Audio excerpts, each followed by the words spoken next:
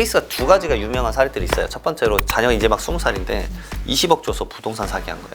가장 최근 사례는 뭐였냐면 자기 시아버지한테 65억을 며느리가 빌렸어요. 그리고 70억째 부동산을 샀거든요. 근데 제가 봤을 때 그 조사가 나온 케이스는 형태는 잘 맞추신 것 같아요. 근데 제가 봤을 때 딱 하나였어요. 저한테 상담하실 때 이걸 돈을 빌린 척으로 해서 증여세만 우선 피해 가자 뭐 이래 말씀하세요. 제발 갚으셔야 돼요. 이걸 돈을 빌린 척을 하는 게 아니라 돈을 빌린 겁니다. 대부분 이렇게 잘못 알고 계세요. 상담할 때 10년 지나면 되는 거 아니에요. 10년 아니에요. 10년 아니고 생각보다 여러분들 생각하는 것만큼 쉽지 않습니다.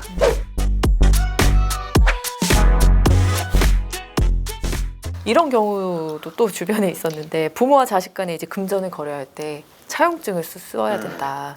그래서 차용증을 쓰면 이제 증여세 과세를 피한다. 뭐 이런 얘기를 들었는데 차용증을 쓰면 그럼 어떤 점을 좀 주의하면 좋을까요? 사실 부모 자식 간에 차용증 쓰는 문화는 거의 없었을 거예요. 근데 그게 아까 이제 전편에서 말씀을 드렸었죠. 2017년 파리 대책이 나오고 나서부터 자녀들이 결혼하려고 주택 살려고 하는데 주택 취득자금 어떻게 썼냐. 그거를 이제 쓰라고 하니까 처음에는 어땠냐면요. 그냥 이거 뭐 대충 써. 이거 뭐 있겠어. 근데 그걸로 조사가 세 군데서 나와요. 세무서만 나오는 게 아니라 시군구청, 부동산원, 그다음에 국세청이에요. 그래서 이 조사 사례들이 2018년까지 막 쏟아졌어요. 그러니까 이제 사람들이 어떻게 했냐면 그냥 돈 주면 큰일 나네. 그러니까 인식이 됐죠. 네. 그래서 2018년 하반기부터 이제 뭐가 생겼냐면 야 부모 자식 간에는 이 돈 주는 것도 차용증 써놔야 된다. 차용증 안 쓰면 안 돼. 야, 무슨 부모 자식 간에 차용증을 써 이러지만 아니 안 쓰면 그러면은 세무서에서 조사 나오면 뭘 들이밀 건데 그냥 돈 빌렸어요. 말 한마디로 안 된다. 그러게 해서 차용증의 문화가 엄청나게 활발하게 된 거예요. 그래서 차용증을 이제 쓰신다 그러면 제가 이제 첫 번째로 말씀드리는 게 이게 조사의 가장 핵심이기는 해요. 세금은 실질과세예요. 자녀가 변제 능력이 있어야 돼요. 케이스가 두 가지가 유명한 사례들이 있어요. 첫 번째로 자녀가 이제 막 20살인데 20억 줘서 부동산 사기한 거예요. 부동산 가격이 미친 듯이 올라가니까. 근데 20억이 그 대학생이에요. 나한테 생활비를 받고 그치. 있는 애가 과연 이 돈 갚을 수 있을까? 가장 최근 사례는 뭐였냐면 자기 시아버지한테 65억을 며느리가 빌렸어요. 그리고 70억째 부동산을 샀거든요. 근데 제가 봤을 때 그 조사가 나온 케이스는 형태는 잘 맞추신 것 같아요. 근데 제가 봤을 때 딱 하나였어요. 이 며느리가 변제 능력이 없다. 아니 65억을 은행에만 넣어놔도 3% 이자 받는다 치면은 1년에 2억이에요. 2억. 그 2억을 당신이 갚을 수 있을까? 그걸 먼저 보는 거예요. 변제 능력이 안 되면 이 진실성을 믿어줄 수가 없다라는 거예요. 그래서 항상 따지는 게 그거예요. 제발 경제적 능력이 있어야 이걸 할 수 있다. 그래서 점점 요즘 이제 말씀드릴 때 이게 뭐 부동산을 증여를 하거나 그 다음에 부동산을 뭐 저가 수도를 하거나 할 때 말씀드리는 게 자녀가 우선은 돈을 벌어야 된다. 안 그럼 이 부동산을 취득할 때 있어서 증여세나 취득자금 소명 자체가 안 된다. 뭐 대학생, 마음은 알죠 저도. 그러면 전부 다 증여를 하거나 그러지 않는 이상에는 조사 나올 확률이 무조건 있을 거다. 너무 그렇게 허투루 생각하지 마라. 그렇게 말씀을 드려요. 그래서 첫 번째로는 변제 능력. 그다음에 두 번째로는 구글링만 좀 해보시면 차용증 정말 많이 나오니까 검색을 좀 해서 양식을 꼭 쓰세요. 당연하겠죠. 채권자랑 채무자가 누군지, 얼마를 빌리는지, 이자는 몇 프로로 할 건지, 언제부터 갚을 건지. 왜냐하면 처음에 이자만 갚다가 원금은 언제부터 갚을 건지 여러 개 설정할 수가 있잖아요. 그런 다양한 계약 조건들을 두 분의 상황에 맞춰서 꼭 하셔라. 그 다음에 저는 그날 무조건 말씀드려요. 인감증명서 각각 채권자랑 채무자 발급해라. 왜냐하면 나라에서 발급하는 서류니까 그 날짜가 딱 픽스되어 있잖아요. 그 날짜로 해야죠. 왜냐하면 추후에 이 서류를 제출할 때 이 진실성이 보여야 되니까. 과세관청도 무조건 추징하겠다는 목적은 아니에요. 근데 이런 게 나오니까 이거 당신 입증을 좀 해주세요라는 거거든요. 해명 자료를 좀 보내달라 이거니까. 그래서 이제 그런 것들 다 작성하고 전 꼭 말씀드려요. 스캔해서 본인의 이메일에 좀 보내놓으세요. 아니면 USB에 담거나 아니면 요즘 클라우드 많잖아요. 왜냐면 그거 써놓고 잃어버리시니까. 너무 많이 잃어버리세요. 문서 좀 써놓고 원래 좀 더 나아가면 사실은 그 자녀의 부동산에 근저당권 설정하기도 해요. 막 공증까지 안 나가고 거기까지 나가시는 경우도 있고요. 한 단계 더 나아가면 원래는 그 원리금 상환에 대해서 그 비영업 대금의 이익이라서 원천징수도 해요. 제가 아시는 분은 원천징수 진짜 하고 있어요. 왜냐하면 돈을 빌려준 어머니라고 하고 저 아들이라고 할게요. 제가 이자를 갚을 때마다 어머니한테 이자 소득이 생기는 거예요. 이것도 솔직히 말하면 소득세 신고를 해야 돼요. 그것까지 많이 안 하시는 경우가 많으니까. 근데 이 전제 조건은 뭐죠? 진짜 다음 말씀드릴 주의사항인데 제발 갚으셔야 돼요. 이걸 돈을 빌린 척을 하는 게 아니라 돈을 빌린 겁니다. 이게 저한테 상담하실 때 이걸 돈을 빌린 척으로 해서 징역세만 우선 피해 가자 뭐 이래 말씀하세요. 그러니까 아니 선생님 이거 빌리신 거예요. 빌린 척이 아니라 이자를 변제를 하셔야 된다. 그러면 가끔 말씀하세요. 막 이자를 1년에 한 번 갚으면 안 되냐. 막 그렇게 말씀하시는데 제발 월마다 자동이체를 걸어놔라. 1년에 한 번 갚으면 이 기간 동안에 이자를 변제한 내역이 한 번도 없잖아요. 조사가 이때 나오면 어떡하실 건데요. 월마다 냈던 내역이 있어야. 그리고 한 2, 3년 하시다가 멈추는 경우가 있어요. 아 이거 끝난 것 같다. 조사 안 나오네. 3, 4년 있다가도 나와요. 5년, 7년 있다 나온 것도 있었기 때문에 그러게 좀 간단히 생각 안 하셨으면 좋겠다 말씀드리고. 세금을 안 내도 5년만 안 내고 버티면 자동으로 소비해야 된다. 거의 진짜요? 방금 말씀드렸던 건데 과연 과연 꿈 같은 소리시고요. 상속세랑 증여세는 이게 국세 부가 제척 기간이라고 합니다. 이 기간이 지나면 사실은 소멸해가지고 부가 거의 소멸하기 때문에 상속세랑 증여세는 이게 기간이 대부분 이렇게 잘못 알고 계세요. 상담할 때 10년 지나면 되는 거 아니에요. 10년 아니에요. 10년 아니고 약간 부정한 행위가 있으면 15년이고요. 아주 큰 부정행위가 있다 그러면은 세법에서 잘 쓰지 않는 표현인데 안날로부터 1년 있어요. 그러니까 국세청이 35년 지나고 나서 그때 알았어. 안날로부터 1년 이내에 부과를 할 수가 있어요. 생각보다 여러분들 생각하는 것만큼 생각보다 쉽지 않습니다. 그리고 그 전에 뭐 어떻게든 뭐 안 내면 압류 걸고 공매 넘겨가지고 받으려고 할 거니까. 경매랑 공매의 상속 물건이 진짜 많아요. 다툼도 있고 그다음에 물건이 안 팔리니까 그런 경우도 많다라는 점 참고하시면 좋을 것 같습니다. 기업들이 사실 이런 과도한 상속세 때문에 정말 해외 같은 경우는 아예 기업을 해외로 매각하는 경우도 있더라고요. 존폐의 갈림길에 섰다. 뭐 이런 사례들에 대해서 한번 설명해 주시죠. 이거 진짜 요즘 상담 많아요. 제가 요즘 강의 많이 가는 데가 이런 기업협회 강의가 올해 부쩍 늘었는데 요즘은 점점 근데 어느 사이즈 되는 기업은 세무사님을 아예 고용을 해서 이것만 그쵸. 준비를 해요. 한 3년, 5년씩. 왜 그러냐면 세금이 너무 높습니다, 사실. 최근에 이제 중소기업진흥위였던가요? 거기서 이제 그 인터뷰에 설문조사를 했었는데요.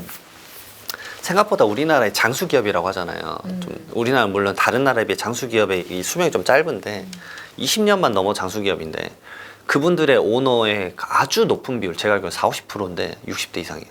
근데 그분들 고민하는 게 뭐냐면요. 그쵸. 나 혹시나 이거 상속세 근데 얼추 계산을 해보세요. 그냥 비상장 주식 가치를 계산하거든요. 엄청난 금액이 나옵니다. 엄청난 금액이 나와가지고 예전에 뭐 3세븐이나 손톱깎이 회사는 이미 팔아버렸잖아요. 외국에다가 상속세 못 내니까 주식 다 팔아버렸거든요. 그런 경우가 많죠. 삼성 같은 경우도 처음에는 이제 연부연납 한다고 1년마다 매년 2조 4천억 정도 내는 걸로 알고 있는데 근데 이부진 사장이 주식을 팔고 있죠. 첫 해년도는 그래서 담보 잡아서 냈어요. 근데 안 되니까 결국은 팔아버리시잖아요. 그러니까 이게 기업체를 운영하는 데 있어서 너무 힘들어요. 일반적인 그냥 기업 사이즈로 넘어갈게요. 일반적인 뭐 중소기업, 그냥 뭐 중소기업도 사이즈가 좀씩 다를 수 있겠죠. 제가 경험한 건 이래요. 사업이 잘 되고 있어요. 대부분 이제 그 오너 중심의 회사예요. 쭉 가고 있어요. 근데 이분이 딱 돌아가시잖아요. 갑자기 회사는 솔직히 하락을 아주 크게 겪어요. 왜냐? 오너 중심이기 때문에 오너가 돌아가시면 모든 사업체가 연이 끊겨요. 뭐 이씨 잘했었는데 뭐 이제 돌아가셨고 회사 운영 되겠어? 다른 데랑 옮겨야겠다. 쫙쫙 빠져나갑니다. 근데 문제는 이 올라갔을 때 이 시점으로 주식 가치를 계산해서 여러분 상속세를 내야 돼요. 그러니까 미치는 거예요. 두 개의 어려움이 다 공존하는 거예요. 근데 막 자녀는 미성년자고 배우자는 가정주부인데 이 회사를 운영한다? 불가능에 가까워요. 제가 이걸 중국집 예로 많이 들어요. 중국집의 핵심 인력은 주방장이에요. 나머지 필요 없어요. 주방장의 그 손맛 때문에 그 중화 요리집을 가요. 그 요리사가 돌아가시면 그 중화 요리집 100% 망할 거예요. 장 담았는데. 그래서 가업 상속공제라는 제도가 있어요. 가업을 상속받으면 최대 막 500억까지 공제주고 막 그래요. 엄청난 액수가 커요. 근데 요건이 엄청 엄격했어요. 근데 요즘 이 요건이 너무 현실적이지 않다라는 걸 인지를 해서 사후 관리도 막 5년을 줄여주고 요건을 진짜 많이 완화해줬어요. 그래서 요즘 이것을 많이 하려고 하세요. 근데 가업 상속보다 압도적으로 통계 수치로 많이 늘어난 건 뭐냐면 가업 증여 과세특례예요.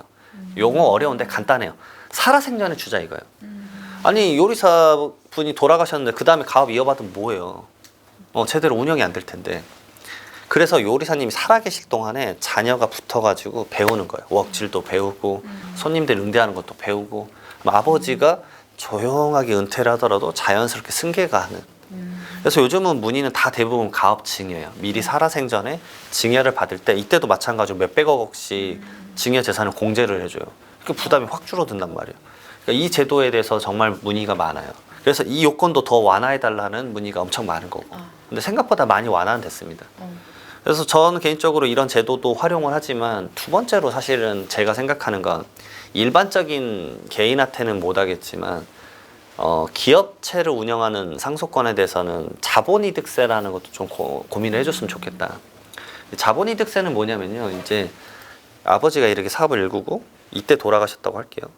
가치가 올라갔을 때, 그럼 이때 상속세 내면 부담스럽잖아요. 그러니까 이때 상속세 낸다고 기업 가치가 이렇게 떨어질 거 아니에요. 그러면 이때는 그냥 상속세를 안 내게 하는 거예요. 이 기업 관련해서는, 주식에 대해서. 미래에 이 주식을 이때 팔면 이때 아버지 처음 스타트 가격으로 그때 결국 주식을 팔면 외부에서 양도니까 자금이 들어오면 그때 그 차익에 대해서 너가 세금 내. 그 자본이득세 아직 도입이 안 됐는데 다른 나라는 이걸 많이 해요. 그러니까 우리가 흔히 알고 있는 아스트라제네카라는 회사가 스웨덴 회사였는데, 그때 상속세 못 내가지고 이거 결국 다 팔았잖아요. 그래서 그 다음에 스웨덴 기업들이 다 도망갔죠. 유럽은 리치노마드가 엄청 흔하단 말이에요. 예전에 그 루이비통 회장도 옮겼었잖아요. 나 세금 많이 내니까 프랑스에서 벨기에로 옮겨버리고. 스웨덴도 그래가지고 많은 기업들 빠져나가니까 상속세 없애고 자본이득세로 바꾼 거거든요. 어쨌든 다양한 기업에 대한 그 승계를 대한민국은 고민을 해야 되는 게, 이게 통계치로 나와 있어요. 오래 운영한 기업일수록 R&D 투자랑 그 근로자 수에 대한 안정성이 엄청 크대요. 그러니까 오히려 근로자들의 장기 근속을 막아주는 게 장수 기업밖에 없대요. 새로운 신생기업 생각해보면 한 1, 2년 더 없어지면 당연히 근로자들이 자진 퇴사되는 상태가 돼버리니까, 그런 걸 유지하기 위해서라도 이게 좀 필요하더라고요. 다양한 사회적 현상의 필요성을 좀 느꼈으면 좋겠습니다. 꽤 그래도 많이 진전이 된 줄 알았는데 아직 확정이 아닌. 자본이득세? 네, 자본이득세는 얘기만 나왔어요. 아직은 전혀 확정되지 않았어요. 가능성은 어떻게 보세요, 성사님은? 근데 기업만 이렇게 적용을 한다 그러면 중소 중견기업은 어느 정도 해주지 않을까. 왜냐하면 가업상속공제나 가업증여 과세특례도 했으니까. 근데 이게 공존하기 어려웠고 컨트롤하기 어려울 수 있으니까 그냥 우리 가업증여 과세특례를 쓰세요라고 할 수도 있을 것 같아요. 가업증여 과세특례가 그래서 그나마 제일 지금 현 상황에서는 가장 현실적이고 좋은 거라서 이것에 대한 컨설팅 문의도 꽤 많아요. 예. 증여세를 이제 줄일 수 있는 방법으로 뭐 가족법인, 자녀법인 뭐 이런 걸 활용하는 방법이 있다고 하더라고요. 이 법인들의 절세 관련 효율성 어떻게 보시나요? 저는 좀 권하는 편이기는 해요. 첫 번째로는 이제 우리 소득세 세율 구간 자체도 잘 개정이 안 되잖아요. 물가 상승은 많이 올랐는데, 그러니까 이런 말을 하면 좀 이제 그 국세청 분들이 별로 안 좋아할 수 있겠지만, 세금은 가만히만 있어도 무조건 더 거쳐요. 왜냐하면 세율은 그대로잖아요. 근데 물가 상승률이 올라가서 연봉 올라가면 어차피 내가 내는 세금이 늘어난단 말이에요. 이제 그런 구조이기 때문에 점점 종합소득세 부담을 많이 느끼게 하세요. 그러니까 개인은 종합소득세를 내잖아요. 그러니까 내가 부담이 너무 커지니까, 어저께도 그런 상담을 받았어요. 본인 기본적인 이제 이것저것 다 하고 과세 표준이 3억이 나온다. 그럼 세금 많이 내시겠네요. 그러니까 그래서 그분한테 제가 과거부터 법인을 미리 좀 만들어라. 법인으로 이제 운영하는 노하우를 배워야 된다 했는데 올해 딱 이제 아차 싶은 거예요. 허겁지겁 그 법인 만드시더라고요. 왜냐하면 법인으로 사업을 운영하면 우선은 세율 구간 자체가 낮아요. 왜냐하면 2억 원까지는 9%, 200억 원까지는 19%잖아요. 그러니까 일반적인 종합소득세보다 압도적으로 낮단 말이에요. 종합소득세는 최고 세율이 막 45%니까. 그러면 이제 또 그런 얘기를 하실 거예요. 아니 어차피 법에서 돈 벌고 여기로 옮겨야 되지 않냐. 요즘 자산가분들은 그냥 개인하고 법인하고 이렇게 가요. 그냥 따로 가요. 이거를 옮길 생각을 안 해요. 법인으로 운영하는 체계를 구축을 하고 개인으로 운영하는 구축을 하는 거예요. 그래서 부동산 투자를 한다 그러면 주택은 절대 법인으로 하면 안 돼요. 취득할 때부터 중과세율인 아주 높은 12.4%나 13.4%, 그다음에 종합부동산세도 가장 높은 단일세율인 2.7%나 5%를 내요. 그러니까 법인으로 운영한다는 건 정말 미친 짓이죠.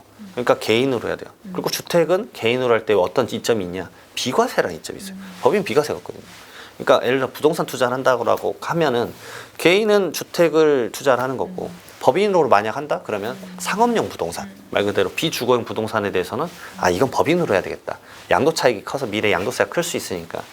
그러니까 이렇게 같은 두 가지 틀이 운영될 수 있게끔 하는 게 생각보다 크고, 그다음 여기 이 법인 자체가 그러면 가족법인이다. 주주들이 자녀들이 있다. 그러면은 여기서 수익이 생기면 자녀들한테 배당을 해줄 수 있는 거예요. 배당과 증여의 차이점만 알아도 절세를 많이 할 수 있는데, 증여는 말씀드렸잖아요. 10년 내 증여한 거 계속 합산이 돼요. 그러니까 예전에 2천만 원 증여를 했지만 또 이번에 1억 원 증여한다. 그럼 1억 원에 대해서는 바로 증여세가 나와 버리잖아요. 10년 내니까. 10년 호흡은 상당히 길어요. 정말 길어요. 그렇죠. 근데 배당은 매년 줘도 돼요. 왜냐, 종합소득세니까 매년 딱 끝나면 세금, 매년 끝나면 세금, 매년 끝나면 세금. 그냥 내고 끝이라고요. 합산되는 증여가 별도로 없어요. 그러니까 그런 것들만 잘 활용해도 생각보다 가족법인으로 자녀에게 이 절세를 해줄 수 있다. 이런 점들도 잘 활용하셨으면 좋겠습니다. 이제 마지막 질문입니다. 구독자분들한테 세무사로서 말하는 진정한 부의 이전에 대해서 설명을 해주신다면. 개인적으로 상속세와 증여세는 이제 제가 영상 촬영하면서도 말씀드렸지만 이거는 가족 세금인 것 같아요. 그러니까 사람 먼저 보셨으면 좋겠어요. 이게 돈만 먼저 보시게 되면은 다툽니다. 100% 다투시고 이제 그 원하는 성과도 달성할 수 없기 때문에 사람을 먼저 집중하고 대화 나누시고 그다음에 그것 통해서 우리 가족 내에서 최대한 절세할 수 있는 방향, 울타리 내를 벗어나지 않는 절세를 하는 방법이 뭔지를 최대한 많이 공부하시고 하셨으면 좋겠어요. 왜냐하면 증여와 상속은 평생 있다가 한 번 딱 터졌을 때 몇 억이에요. 그러니까 종합소득세 같이 매년 뭐 500만 원, 100만 원 내는 그런 세금이 아니기 때문에 좀 공부도 많이 하고 절세하게 되면 막 1, 2억씩 절세되는 경우도 많으니까 최대한 공부 학습을 또 이 가족 테두리에서 다 같이 공유했으면 좋겠습니다. 이런 좋은 영상 많이들 보시고요. 네. 네, 세무사님 오늘 말씀 감사합니다. 네.